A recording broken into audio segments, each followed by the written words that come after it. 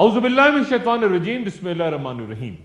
صلیبی جنگوں کے دوران ایک نیا گروہ تاریخ میں سامنے آیا جسے ٹیمپلرز یا نائٹ ٹیمپلرز کہتے ہیں۔ یہ یورپ کے جنگجو عیسائی سردار ہوا کرتے تھے جنہوں نے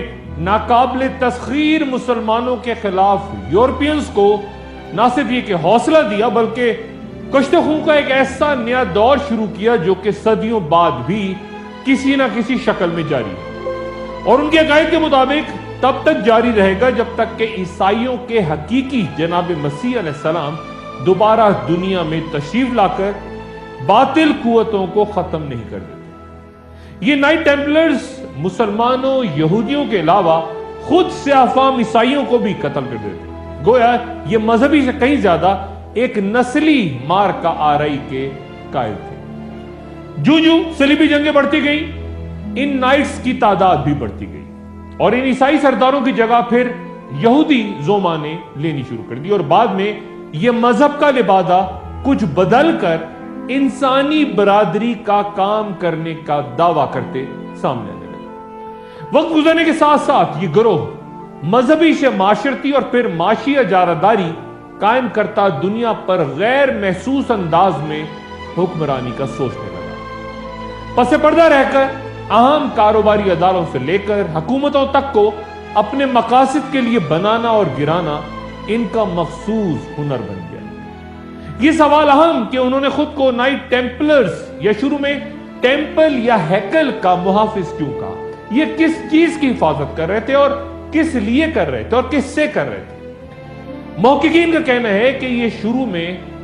صرف 12 ٹیمپلرز، اور یہ کسی ایسے خزانے یا مقدس تبرکات کی حفاظت کر رہے تھے جو بیت المقدس یا ہیکل سلیمانی سے وابستہ تھی۔ کچھ ماہرین اسرائیلیات کا کہنا ہے کہ یہ تابوت سکینہ جو ہیکل سلیمانی کی تباہی کے بعد وہاں سے غائب ہو گیا تھا، وہ ان 9 ٹیمپلرز کے پاس 9 سے 13 سال تک رہا، اور پھر انہوں نے اسے ایسی جگہ چھپا دیا جہاں سے یہ خود اب نہ تو تک پہنچ پاتے ہیں اور نہ ہی یہ دنیا کے ہاتھ رکھ سکتا ہے۔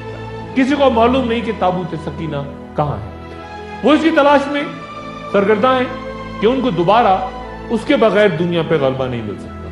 لیکن یہ تبرکات ان کو نہیں مل رہے اور نہ ہی کبھی ملیں گے۔ انہیں صرف امام مہدی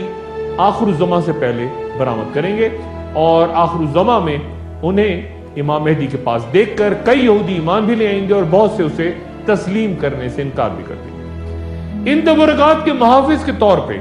صلیبی دنیا میں مذہبی حیثیت سے فعال یہ گروہ تب ٹیمپلر کہلاتا تھا۔ رفتہ رفتہ یہ معیشت پہ حاوی آتا گیا۔ ایک دور ایسا بھی آیا کہ یورپ کے تمام بادشاہ تک ان ٹیمپلرز کے مقروض ہو گئے، لیکن پھر فرانس کے بادشاہ فلپ چہارم کے سامنے ان کی سازش عیاں ہو گئی۔ اس نے اس وقت کے ٹیمپلرز کے ساتھ ملے ہوئے پوپ کو برطرف کر کے ایک نئے پوپ کو ٹیمپلرز کے تمام معاملات کی چھان بین کا حکم دیا۔ حقائق جو سامنے آئے وہ توقع سے زیادہ خطرناک تھے، چنانچہ تمام ملک میں ٹیمپلرز کو گرفتار کر کے ان کی تنظیم پر پابندی لگا دی گئی، املاک ضبط کر لی گئی اور مجرم ثابت ہونے پر انہیں پھانسیاں دے دی گئی۔ تنظیم کے آخری گرینڈ ماسٹر جیکس دی مولے کو 1314 عیسوی میں دھیمی آگ پر زندہ جلا دیا گیا۔ ٹیمپلرز آج بھی اپنے اس گرینڈ ماسٹر کی قربانی کو یاد رکھتے ہیں اور اس کی یادگار کو اپنی تقاریب میں مذہبی رسم کے طور پہ منعقد کرتے ہیں۔ لیکن ایک بار پھر رایہ ان کے خلاف ہوئی تو پورے یورپ میں ان کے خلاف اس بار بھرپور کاروائیاں شروع کر دی گئی، گرفتاریاں، سزائیں، پھانسیاں، اور پھر انہوں نے ایک نیا سبق سیکھا کہ ایک ہاتھ میں قوت اور اقتدار خطرناک ہو سکتا ہے، اس لیے اسے تقسیم کر دیا جائے۔ میں اس نظریے کو بالکل تسلیم نہیں کرتا، لیکن یورپ کے مغرب کے کئی مورخین جو اس گروہ کی تاریخ پہ گہری نظر رکھتے ہیں، کئی کتابیں بھی انہوں نے لکھی، وہ کہتے ہیں کہ دنیا میں جو نیا جمہوری نظام سامنے آیا وہ انہی کے نئے نظریے کے باعث تھا، جو کہ بادشاہت کا متبادل تھا، کیونکہ اس برادری نے غالباً محسوس کیا کہ زیر زمین رہ کے نظام پہ گرفت رکھنا زیادہ مناسب ہے۔ فرانس کے بادشاہ فلپ چہارم سے بچ کے کئی ٹیمپلرز اسکاٹ لینڈ پہنچ گئے اور وہاں انہوں نے رفتہ رفتہ خود کو مضبوط کیا، لیکن بالکل پس منظر میں چلے گئے کہ لوگ انہیں بھول جائیں۔ 1717 عیسوی میں ٹیمپلرز دوبارہ یورپ میں ابھرے اور ان کی نئی شناخت ٹیمپلرز کی نہیں بلکہ فری میسنز کی تھی، اور ٹیمپلرز کے نئے گروپ یعنی فری میسنز کا پہلا شاہی خاندان کا رکن پرنس آف ویلز فریڈرک تھا، جس میں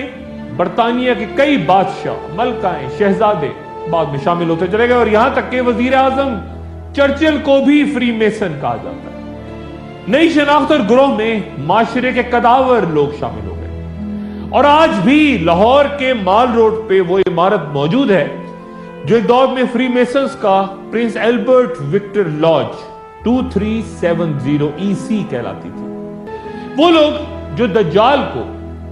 کسی ایک شخص کے بجائے ایک نظام، ایک شیطانی نظام سمجھتے ہیں، وہ مختلف گروہوں کو، میں یہاں فری میسنز کی بات نہیں کر رہا، مختلف گروہوں کو، خصوصاً بینکاری پہ گرفت رکھتے افراد کو اس کا اہم کردار سمجھتے ہیں۔ مختلف علامات ان کے نظام میں خاص پیغامات دینے کے لیے استعمال ہوتی ہیں، جن پر بعد میں کہیں گفتگو کروں گا، لیکن وہ لوگ جو فری میسنز کی علامات اور نشانات، خصوصاً ایک آنکھ، مخصوص ستارے، پینسل، کمپاس وغیرہ کو سمجھتے ہیں، پڑھ سکتے ہیں، وہ مختلف جگہوں پہ ان کا استعمال دیکھ کے چونک جاتے ہیں۔ مائیکل جیکسن جدید میوزک کی دنیا کا بے تاج بادشاہ سمجھا جاتا ہے۔ کچھ لوگ اسے فری میسن سے منسلک کرتے رہے اور کچھ اس کے مسلمان ہونے کا بھی دعویٰ کرتے رہے، لیکن دنیا کی معروف شخصیات کس طرح بے خبری میں پراسرار قوتوں کے ہاتھوں استعمال ہو جاتی ہیں، اس کے لیے مائیکل جیکسن کے معروف گانے ڈینجرس کو ملاحظہ کیجیے، اور پھر اس کے ایلبم کور کو بغور دیکھیں تو آپ کو اس پہ فری میسنز کی لاتعداد علامات نظر آئیں گی۔ جب یہ تصویر دنیا کے سامنے آئی تو اسے بنانے والے artist, American artist Mark Ryden, اس پہ شدید تنقید شروع ہو گئی کہ آخر اس نے کیا پوشیدہ پیغامات اس ایلبم کے کور کے ذریعے دنیا کو دینے کی کوشش کی۔ اس نے بہت وضاحتیں کی، لیکن یہ بحث جاری رہی، اور بعد میں جب مائیکل جیکسن کی ایک اور album blood on the dance floor کا گانا سوزی گاٹ یور نمبر سامنے آیا تو اس میں سوزی کے کردار پہ بھی ایک نیا تنازع کھڑا ہو گیا۔ یہ سوزی کون ہے اور اس کا تعلق بھی پھر فری میسن سے اس کردار کا بنا دیا گیا۔ اور پھر معروف گلوکارہ میڈونا، ان کا گانا لائک اے پریئر اور اس کے وہ مصرے انتہائی متنازع ہو گئے جن میں وہ کہہ رہی ہیں کہ جب تم میرا نام پکارتے ہو تو یہ مجھے دعا کی طرح لگتا ہے، میں اپنے گھٹنوں کے بل جھک جاتی ہوں اور تمہیں آدھی رات میں اپنے ساتھ لے جانا چاہتی ہوں۔ اس گانے کی اگر بیک ٹریکنگ کریں تو اس میں بھی بعض لوگ کہتے ہیں کہ او ہیئر سیٹن، یعنی اے شیطان ہمیں سنو کے الفاظ بھی سنائی دیتے ہیں، یہ دعویٰ کیا جاتا ہے۔